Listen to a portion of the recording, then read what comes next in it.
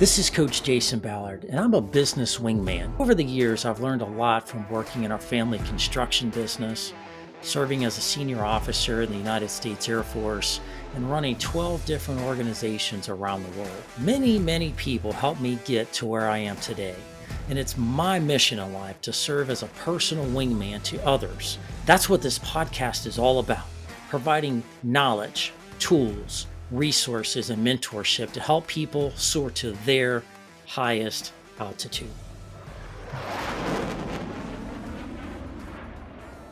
Welcome back to the Soar Higher podcast. This is your host, Coach Jason Ballard. It's a real privilege to be with you today. Got a great session lined up from a top-notch industry expert talking about digital marketing and how it could be destroying your business. Let me say that again. We're talking about something digital marketing wise that could be destroying your business. Well, who wants that to happen, right? Nobody. So think about it. Is it possible that you have all the right tools and resources, but you are leaving out the one thing, the most important thing that could be fueling and powering you and your business moving forward? Well, today we have the privilege of having the expert on the show to talk about this very topic and find out all the secrets to prevent that from happening in your business. So today we have Tom Schwab on the show. Let me tell you a little bit about Tom. Tom, first off, is a Navy veteran who served a little around 5 years in the Desert Storm period. So first off, thank you for your service. Second, Tom is also an entrepreneur. He's a founder. He's the chief evangelist officer of a podcast company called Interview Valet. He's also an author of 2 books, Podcast Guest Profits and One Conversation Away. He is an expert in marketing and has helped over 700 plus clients elevate their brand by being hosted on over 30,000 shows around the world. Tom, welcome to the show, my friend. Jason, I am thrilled to be here. Well, we're happy to have you, and just an incredible background from being in the Navy to all these different businesses you've worked in and stood up. You are one successful entrepreneur, and it's a real honor to have you today. Well, thank you. And I always look at it as an evolution, not a revolution, right? One thing builds on the other. And I'll forever be thankful for the taxpayers for paying for my education. That's what started it in the Navy. Well, I would dare say, like all veterans that serve, that you earned, the things that you got from that as well. And I, as a veteran myself, I will honestly say, it's a lot of hard work. It's a different lifestyle. It's not for everybody. And for anybody that serves, whether it's 1 minute or 1 day or 30 years, that service matters, because ironically, less than 1% of our society today ever serves. And so for the 1% that do, they're a special group of people. So it's awesome not only to have you on the show as a fellow entrepreneur and business person and expert in marketing, but as a fellow veteran. So that's even more special to me. And I think we'll tie all of that together also, because in nuclear power, I can say that I learned a lot in nuclear power that I apply every day in marketing and in my business, my small business. Yeah, absolutely. And so start off by just giving us some background on you. How did you get started? How did you get in the Navy? And just tell us your background. It's a very fascinating background. Yeah. And so, like I said, everything is an evolution, right? I got accepted to the U.S. Naval Academy, graduated from there, and they needed nuclear power people, right? People to run the submarines and the aircraft carriers. I'd been in a submarine. I didn't want to do that. So I got to run the nuclear power plants on an aircraft carrier. What a great job in your early 20s. Loved that. And I'm of the year group where all of a sudden when my commitment was up, it was about the same time that the Soviet Union, the evil empire, dissolved. Right. And I had done everything I wanted to in the service. And as you know, that military can take a toll on your family. So I left the service, which I looked at as one stable job, to go to corporate America, which was another stable job. I started to work for a Fortune 500 medical device company. And um, started off as an engineer, then worked my way up into operations. But what I really wanted to do was sell. I wanted to get out there. So I was in surgery a lot, sold, then was a distributor for one of the manufacturers here. They bought the distributorship back in 2008. They wanted to cut out the middleman, which always sounds good until you're the middleman. They did right by us, but we had a little sideline product. And I had read a book at that time by two smart guys out of MIT. Brian Halligan and Dharmesh Shah went on to form HubSpot, which is a big publicly traded inbound marketing company. And so I read their book and I'm like, I bet you we could use this. So I remember calling up and saying, hey, has anybody ever used this for e-commerce? And they said, no, but it should work. And I'm like, yeah, I think so too. Let's give it a try. So Jason, we were the first e-commerce case study. Beretta USA, the oldest company in the world, was number 2. So we built that company up, sold it off. That's where I really cut my teeth on marketing. And then during my sabbatical period, I started to think, I bet you we could use podcast interviews almost like we used guest blogs 20 years ago. Yeah. Right? To tap into a new audience, to really get heard, to get that authority. So we started to do some testing on it. It worked great. And so we beta tested it and we got great results. It was actually a client of ours that bought the domain and gave us the name Interview Valet. He's like, I love this so much. This is what you got to call it. And I'm like, oh, that's good. So we launched it in 2016. And for the first few years, we were way too early. Right. I'd do my elevator pitch and somebody would go, what's a podcast? Yep. But it gave us the chance to build up the systems, the processes. And about 2019, when podcasting took off, our business really took off. And then fast forward into COVID, we've always been a remote team.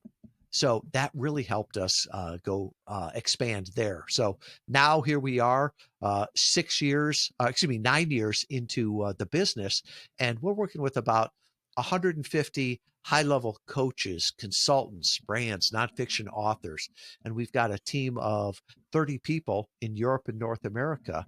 And we really introduce our clients to podcasts so that they can build their brand and build their business. And really, it's about more than just a podcast interview. It's about how do you use that exposure? How do you use that appearance to move people from being just a passive listener to an active visitor to an engaged lead? And ultimately, that's what marketing is. Marketing should help both sides, the business and the customer. Yeah.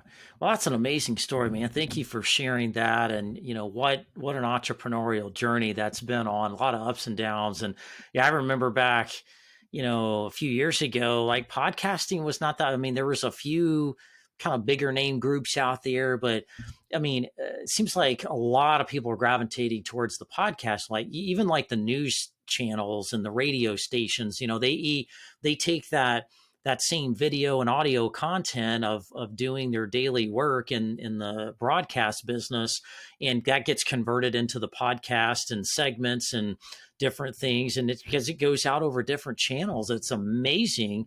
I got turned on to it a couple of years ago myself, and I had, I'd listened to a few podcasts, some sports related things. They'd have Tom Brady on there talking about how he's the GOAT or something, and there's some good nuggets you get out of it, but it really, a couple of years ago, it started taking off, and I started looking at it, for my own personal interest, not to, as a selling tool for my company, but as a way to give, my philosophy and where I'm at in my life is, I have kind of made it to the top. I've been a CEO, a leader of 12 different organizations, and I don't need to keep doing that, for me or anybody else's purposes, right? My focus And what I think, a leader of leaders focus should be is getting out there and motivating and inspiring other people to do things outside their comfort zone. Get them to, be bigger than what they think they can be, see things in them that they can't see in themselves. The next thing is, leaders grow new leaders, and you've got to invest and you've got to share and download. I've got 30 plus years of experience. You've got 20, 30 years of experience. All of the people in their 40s, 50s, and 60s have all these years and years of experience in their brains. And it's like, how do we empower that next generation? How do we set up the next round of leaders for the country to be successful, more successful than when we started on that journey, right? And I think that's our job, it's our obligation. And so I created the podcast as a channel to bring great minds like you to, on the show and get information out there and get people connected. And so I'm glad you did what you did, because you're definitely a pioneer that's helping shape that future. And one of the phrases that I learned when I was in the service is, what's ordinary to you is amazing to others, right? Huh. We do the Wow. things day in and day out, and we think nothing of it, right? Everybody knows what goes on in an aircraft carrier, right? Or, everybody knows what goes on, on a jet, right? But the truth is they don't. And so we underestimate what we know and overestimate what other people know, and it causes us not to share. And, yes, with 30 years of experience, we've got a lot of things that are amazing, but I've got a young team, and I'm amazed sometimes when they'll tell me, oh yeah, you can do that, something with the computer or an app. And I'm like, that is amazing. Why didn't you ever tell me that before? And they're like, I thought everybody knew that. So I love this medium where we can all share what we know, right? And it's a great way. That there's a lot of problems in the world today, but there's no better time to be alive. Yeah, I certainly agree with that, Tom. We're like-minded on that. Now, tell me, one of the things that I see, coming out of your books and out of the great works that you're doing, is this notion that while digital marketing is everywhere, we're overloaded with it. I think some people are even overwhelmed with it. There's 4,000 or 5,000 impressions per day that people are being presented with digital types of marketing. And it seems like it's hurting our business. Like, this is becoming a threat, not an asset. So talk us through your perspective on that. Why do you think that's a threat, or why do you think that's hurting people at this stage? Yeah. And I think it's that, the Hippocratic oath that doctors have to take: first, do no harm. Right. Yeah. And often people will say, well, I emailed 10,000 people, and, I got 2 leads out of it. Well, yeah, but you also wasted the time of all those other people, right? And they saw you and they made a judgment for you. Or, if you're a high level coach or a consultant, do your clients really expect to see you on TikTok doing some dance? That could actually hurt you. And I remember talking with a client that came to us, and I was like, why do you want to do podcast interviews? And I loved his answer. He said that he viewed most of digital marketing today as the digital equivalent of advertising above urinals. And I'm like, you got to unpack that one for me. What do you mean by that? And he's like, my clients, if they saw me advertising in a men's room, that would hurt my credibility. If they saw me go by on a bus, or they saw me on a park bench or something like that, they're not going to hire me, right? That's the lowest level, not the highest level. He's like, they want to hear me having conversations. They want to be referred to me, right? If you're looking at a surgeon to save a family member's life, are you going to pick the one that just pops up on social media? Or, are you going to pick the one that's got the best funnel, that's going to do the mergers and acquisitions for your company? Right. Well, I saw this M&A attorney on TikTok. He must be good. Probably not. Right. And so I think we need to present ourselves in such a way that it's consistent with our brand and who we are. And then also to give the opportunity for people to understand who we are. And I think that's an important thing too, of what are we optimizing for? You Hmm. know, so many times people now are saying, you know, do you want more leads? No, you know, the bank isn't impressed with leads, right? It's almost like today's equivalent of Facebook likes. Remember when everybody was like, "Oh, I got so many Facebook likes." It's meaningless. It's you can't Right. monetize them, and they were just clicking a button, right? So are you optimizing for leads? Well, no, I want more sales. Okay, well, you're optimizing for sales. Well, no, I want more profits. Oh, okay. So you're really optimizing for more great customers, right? You're optimizing for people that value what you do and bring out the best in you. And so I think it's important as we go through any marketing of what are we trying to do? What are we optimizing for? And will this channel get us there? Right? Yep. I'm guilty sometimes of the shiny object syndrome, right? Oh, that looks cool. That's a neat tool. That's a neat platform. But I have to remind myself of, but why? Right? Right. Why are we doing this? And I think of years ago, my daughter came to me and she's like, Dad, you need to be on Instagram. And I'm like, why do I need to be on it? And she's like, because everybody's on it. And I said, define everyone. And she says, me and all my friends. She was in middle school, right? This was probably Yeah. 10 years ago. And I look at that and say, there were a lot of people on Instagram at that time. They weren't my customers, right? Yep. So for me to be there would be useless and it'd be a little bit awkward. So it's like, no, I said, I'll stay on LinkedIn. That's where most of my customers are. Yeah. Yeah, that's so true. I think a lot of, especially, serial entrepreneurs and just, people that are very, business hungry, always seeing opportunities, always out there trying to do great things. That shiny penny syndrome, right? Mhm. The big thing right now that I'm seeing, hearing a lot about is AI and chat GPT and some of these kind of programs that can write your term papers for you, that can write your blogs for you, that can do all these things and solve all the world's problems at a push of a button. You just got to talk to it, tell it what to do. It does it, makes you look like a genius, right? And you can do it in like 5 minutes. And yes, that is cool. That is, things that can maybe help you be efficient, maybe help kind of brainstorm some ideas. There's a lot of positive things.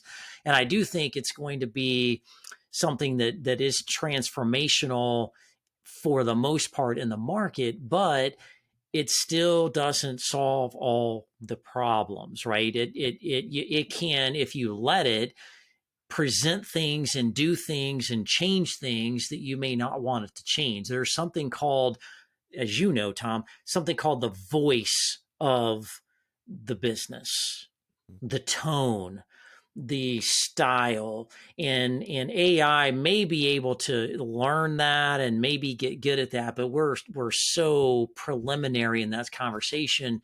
Whereas I'm like, well, great, let's see where that can benefit, but again, let's go back to the vision of what you're trying to do. Let's go back to your brand and what that really means. And is this type of marketing tool even right for you? And even though it's cool and it's the latest thing, everybody's talking about it, it doesn't mean it's right for you in your specific industry right now.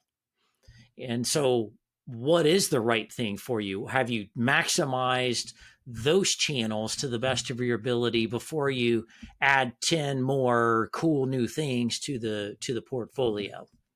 Very, very much so. And I agree with you. And it's like, what's consistent with your values and your company and with your customers, right? We worked with one company that Groove app, and their whole idea is how to get remote people together to work, and you sign on the app, and for 50 minutes, you work with three other people checking in, and you set your intentions at the beginning.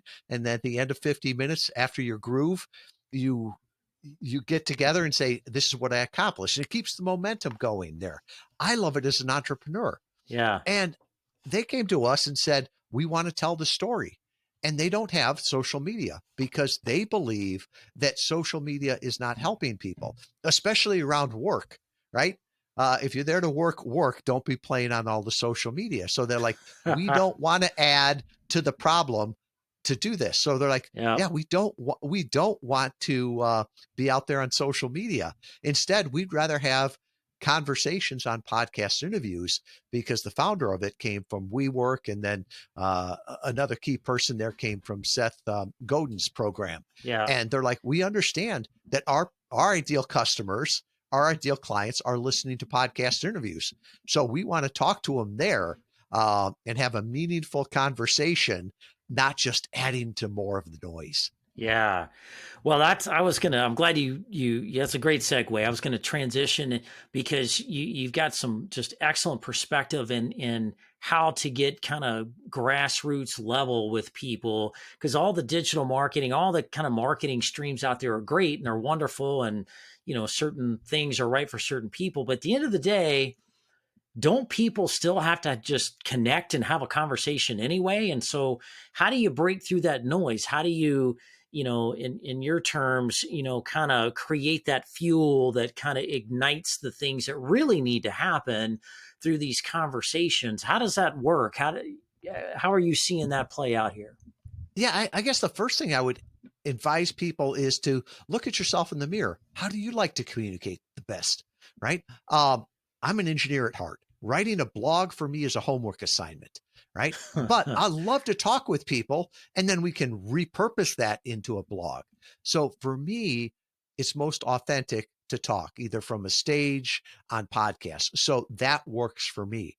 The other thing too is that if my customers, if I'm talking to them about leveraging podcasts, they're probably listening to podcasts. So trying to figure out where they're consuming the content and where it's easiest enough for me to make that.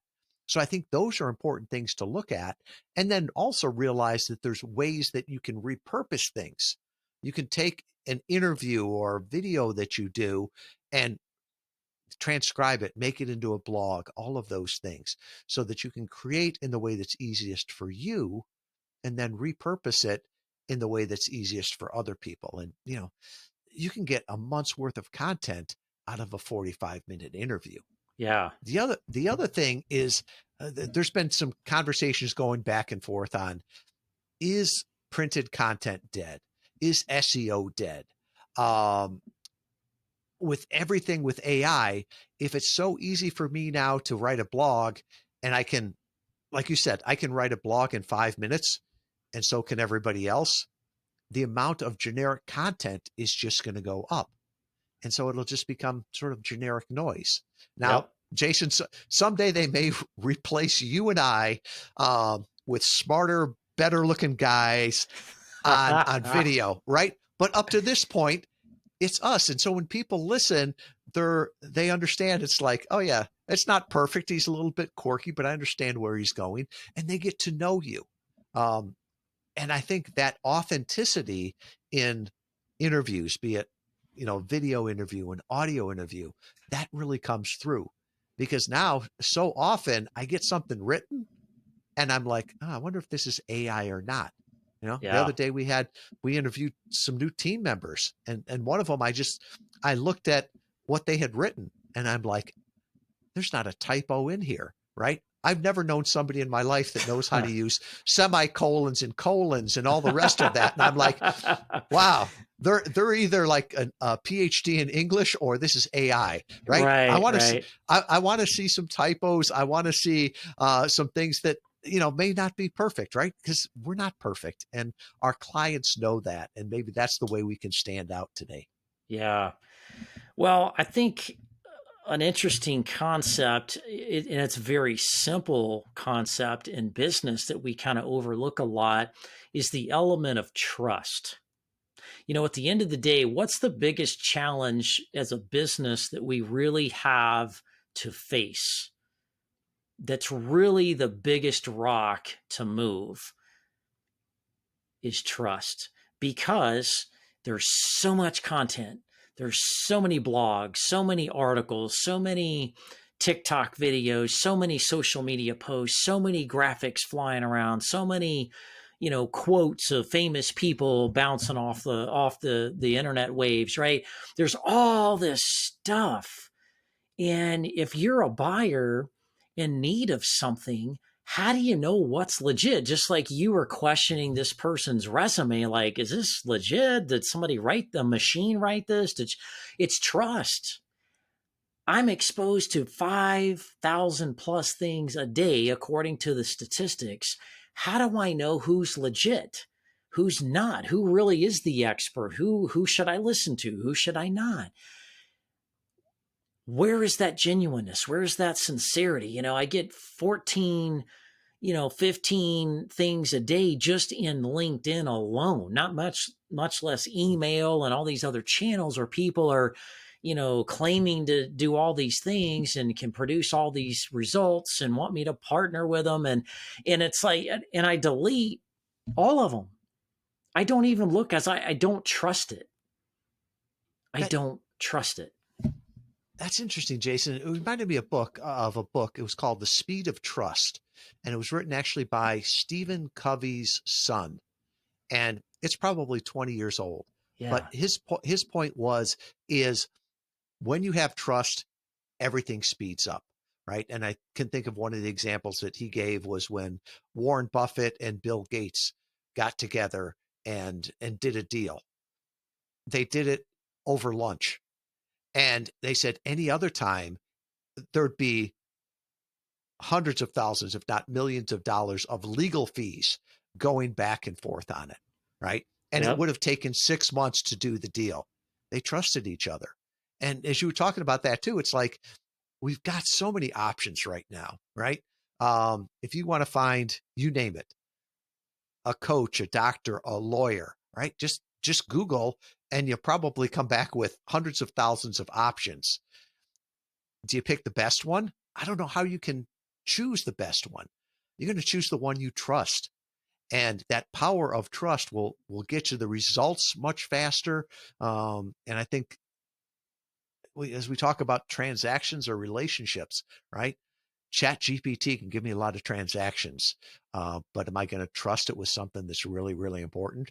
If Chat GPT says one thing and the doctor that I've had for decades tells me another thing, I'm going with my doctor, right? Yeah. That's If right. if the internet tells me one thing and my bride tells me another thing, I trust her amongst anything, right?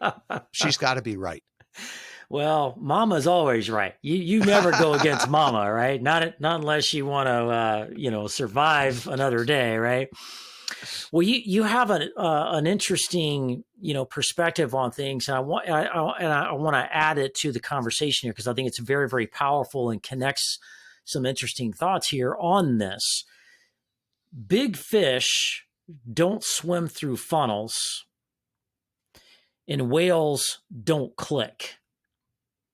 So if everybody's overwhelmed with all this content that's circling around the world, and it's really about trust and like sourcing through all of this stuff to find somebody that might be the right fit for me to work with me to handle my needs, our company issues, my personal issues, whatever pain points that I have. And what you're saying is true, which I do believe it is, that the big fish don't swim through funnels and the whales don't click. Then how do you get to these types of people? How do you serve these people? How does that work? That seems like an impossible task. Well, I think what we have been led to believe that what works for a $5 transaction works for $1 million transaction, right? And all of the things are just scalable up from there, right? And so I'm a big fan of automation, right? There's a place for it. But this idea that, I can set up a funnel and sell an item for $20 and that same thing is going to work for 4, 5, or 6-digit consulting packages is ridiculous, right? Yep. The selling something to a a college student that's an impulse buy is a lot different than selling an aircraft, for Boeing to sell an aircraft, right? There's got to be that relationship, the trust, all the Right. rest of that.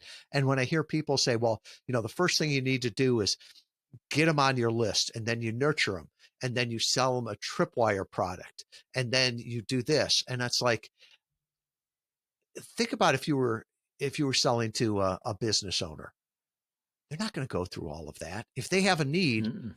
they just want to solve the problem, right? Or, if you're trying to sell to corporate America, do you really think that a C-suite person is going to download your free offer and then buy a tripwire product and then all the rest of that? They probably don't even have their credit card on them. It's their assistant that's doing it. These people are busy.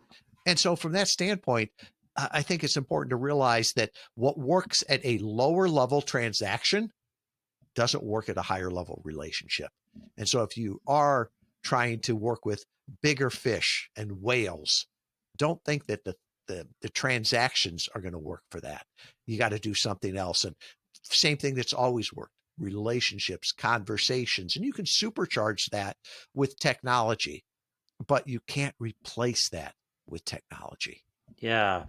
So that begs the question, how do you start those conversations? How do you build those relationships? How do you, ignite that to be the fuel that powers, these what we're calling breakthrough things. These are, old school, they say history repeats itself, right? So these are, some old school kind of ways we're talking about, just using it in different ways than, because we have technology available to where we didn't. I remember growing up on my dad's construction business, there was no phones. There was no, well, I mean, we had phones, but they hung on a wall with a cord that was 40 feet long, right? There was no wireless phones. You got lucky if you can get a spot in the yellow pages, right? But it was all guerrilla marketing, going out, eating breakfast at the truck stops and where all the workers hung out, and blending in and talking to people and building relationships over some greasy eggs and bacon at a sloppy spoon cafe. That's where things happen. That's where the people were moving and shaking and setting up, people to do things with each other. And we've gotten away from that a lot. But now it seems like after COVID and all that kind of stuff, like we're kind of getting back into that. So how do we start those? How do we engage that? So let's go back to that and use that example, right? Okay. You say it's an old way. I'm going to say that's a proven strategy, right? Yeah. So, how did your dad find new customers? Oh, he probably, speak at the local Kiwanis clubs or the local Rotaries, right? If he wanted to find more team members, employees, he'd hang out with where the current employees were. So he would start tapping into existing audiences, right? Yeah. The idea of just putting an ad in the yellow pages wasn't going to get him a big construction contract, right? Yeah. Nor would it find him a new employee, right? You could do it, but it wasn't going to be successful. So he was tapping in to existing organizations, right? So if he wanted to find people that were ready to build commercial buildings, he was probably hanging around the country club, right? If he was trying to find out people that were trying to build bigger houses because they'd outgrown theirs, he's probably hanging around the schools and the PTOs. If he was trying to find workers, he was probably hanging around where they were, where they hung out after hours, right? Yeah. So now let's move this forward. All right. You could do the same thing today, but with technology, you could do it in different ways, right?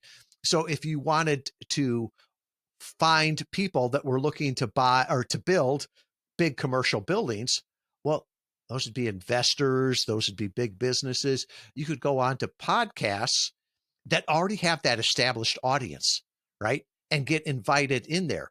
So you're not somebody that they've never heard of before. You're this guy's guest, and it's sort of that transfer of authority, right? Nobody on this podcast knows who Tom Schwab is, right? But they know Jason. They trust Jason. If Jason invites somebody on, it means he's vetted them. right? So instantly you've got that little bit of credibility. So that would be a way to do it.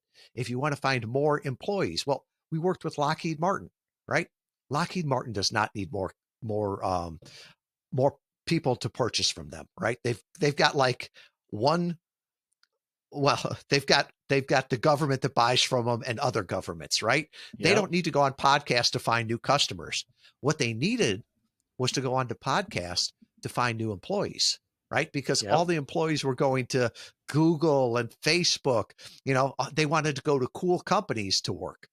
So they got out there and started to talk about the neat things that Lockheed Martin was doing, and tied to the things that were important to people, right?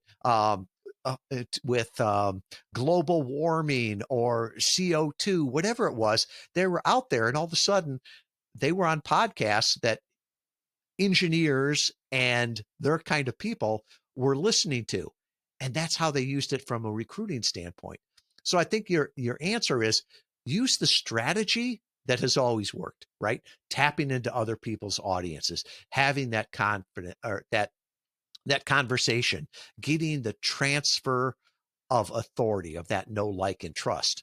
But now do it in ways that leverage what you do, right? Technology is not supposed to replace us. It's supposed to empower us. So using that as a tool to get on a podcast and talk to thousands of people, get on a webinar and be able to put that out for thousands of people and throughout time, right? Because it's always captured right there. We worked with one client, and he spoke at Marlin Stadium in Miami. He was speaking to 30,000 people. And I remember the night before saying, Pete, you've talked to more people than this on a podcast. And he's like, yeah, but they weren't looking back at me. And it's true. But when he was speaking at Marlin Stadium, there were people that were getting up to go to the bathroom, to go to get something to eat. It's not like they could put pause and Right. come back and get to it. Or if they heard something that was great, they had to then take it back to work and go, I was listening to this guy, and hope that they get some of it right. Whereas all of a sudden, if they hear him on a podcast, it's like, oh, this is great. And they could just forward that link on. Yeah. So I think getting back to your question of how do you connect with them there, use the old strategy, the tried and true, but just use new technology to do it better. Well, I consider to be a podcast expert. So, for people that may not be listening to podcasts, or even if they are occasionally listening to some favorite podcast that interests them, that may not understand some of the things that make it work, and are considering a company out there, a small company, medium sized company that's out there that wants to kind of leverage the things that you're talking about and drive these conversations. Like, how do you get started? What do you need to know? Do you go out and buy all this equipment and create a studio in your company, or do you partner with people? Like, how do you get started? How do you generate some of this activity in the manner for which you speak? Well, the way you explained it is how most people do it, right? Gary Vaynerchuk says everybody needs a podcast.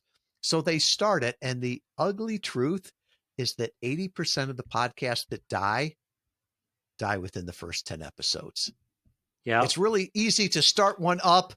It's hard to keep it going. So before somebody even says, I want to start a podcast or I want to be a podcast guest, the question is why, right?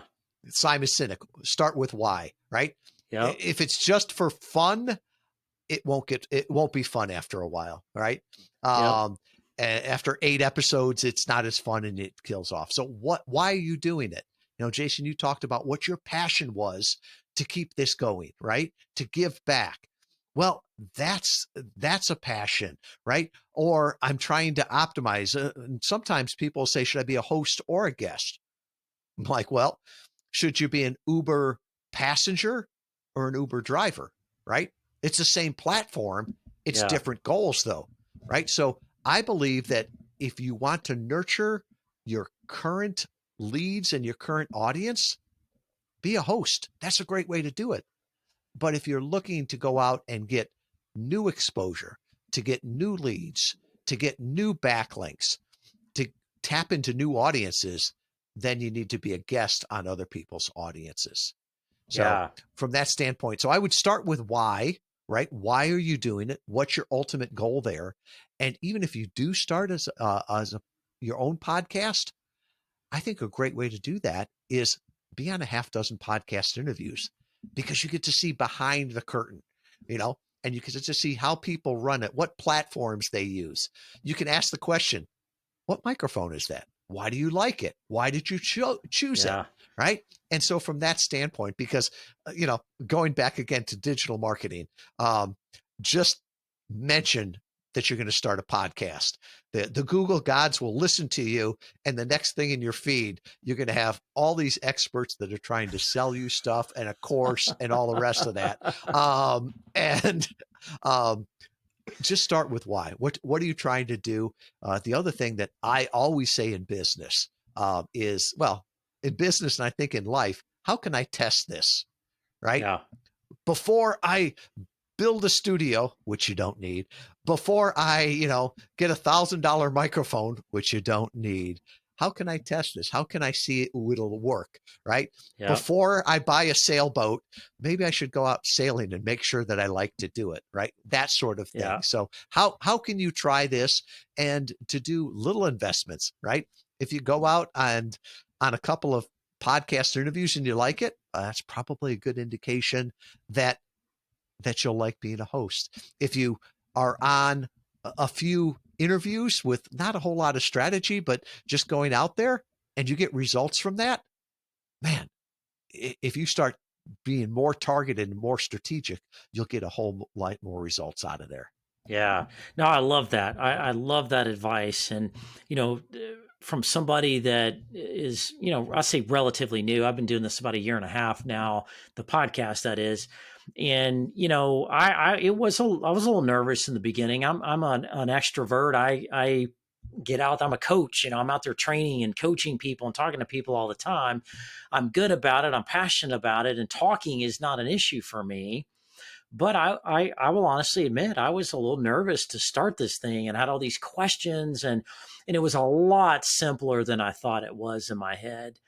And once we got going and we kind of understand how this works, which doesn't take long at all, it really changed the dynamic. It really made a difference. And I remember this to the day. This is when we actually had a live studio, and we would record all of our Soar Higher podcast in the live studio in the beginning, which was great. It was awesome, nice place. But I remember episode 10, we finished episode 10, and all the engineers around that were doing all the work to make me, look and sound better than what I probably really am, came up and said, "Hey, congratulations. You've made it past the threshold of when everybody else stops doing podcasts." I'm like, "What? What do you mean?" He's like, "No, 10 is the magic number where, most people stop. They do it, they get busy, it's well, for whatever reason, that's the magic episode number where they stop." And I'm like, "Yeah, but we've got like 10 more lined up in the queue, And they're like, "Yeah, that's great. But you're different in that you do have that passion. You do have that why. It's not just, talk time with Jason. This isn't just you rattling your gums every week and hoping somebody likes it. There's a really good intent behind it. And so if you are good at talking with people, and you're good at, and it takes a skill. I will, just a testimonial. Being a host is different than being a guest. Being a guest, people are asking you questions, and you get to answer the questions however you'd like to, and talk about the things you're good at and promote yourself or whatever you're doing, and provide a lot of good knowledge to the listeners. But being a host, little bit different. Not hard, it's just different in how you carry yourself and carry people through the podcast to give a good experience, and make sure you're, connecting with people that are listening in ways that they can consume it and it makes sense. I've had a lot of really smart people on the show, and there are times where when they're talking initially in their first few minutes, I'm thinking, oh my gosh, they're talking on such a level. I'm not sure people are connecting with this yet. And navigating that is powerful. But Tom, at the end of the day, this is about people. It's about relationships. In getting people to talk about things they're passionate about, they're good at, so people get it and will be attracted to that and help people in need with the things that you can help them with. And I think, isn't that what life's really about? It is, and as you said, attracted. I think we forget about how a magnet works, right? A Yeah. magnet attracts some things, but it repels others, right? And it's fine if you go out there and tell the world who you are, what you believe, what you serve. You can attract some people, right? And that's good. Those are the people that are your best customers, that value what you do, that bring out the best in you. But there's going to be other ones that say, no, I don't get Tom Schwab. He's just that. It makes no sense to me. That's fine. It doesn't mean they're bad or I'm bad, Yeah. but someone else could serve them better. So I think going out there and being authentic, having that conversation, putting it out there, the world has changed. When you're talking about your dad, his customers were probably within a 20-mile radius, right? If he couldn't drive to the work site, it's not like he could do something halfway across the country. Our world is a lot different now, right? We can have customers pretty much anywhere. And so we get the option to be choosy, and they do too. And I think that's a wonderful place to be in. I completely agree, my friend. The world is about contributing and making a difference. And I just want to thank you, one veteran to another, for all that you've done, all that you sacrificed for your country, all the great work you're doing at Interview Valet, and all the great things you put in your book and have offered to people to help them be better, help them achieve something they may not have the ability to achieve in themselves. And when I think of Interview Valet, I have personally used your services, and it is a wonderful, wonderful service of bringing people together, like-minded, around specific topics and things that matter in the world, to make sense of it, to understand it better, to connect people that need to be connected, so that the magic is all in their hands and they can go out and do powerful and important and impactful things with it. And so for that, thank you for what you're doing to make that happen for people, so they can generate conversations, they can have a platform to inform people about what's right and wrong in the world and what options they may have at their disposal to help them do whatever it is they're trying to do. So Thomas, we kind of wrap up today.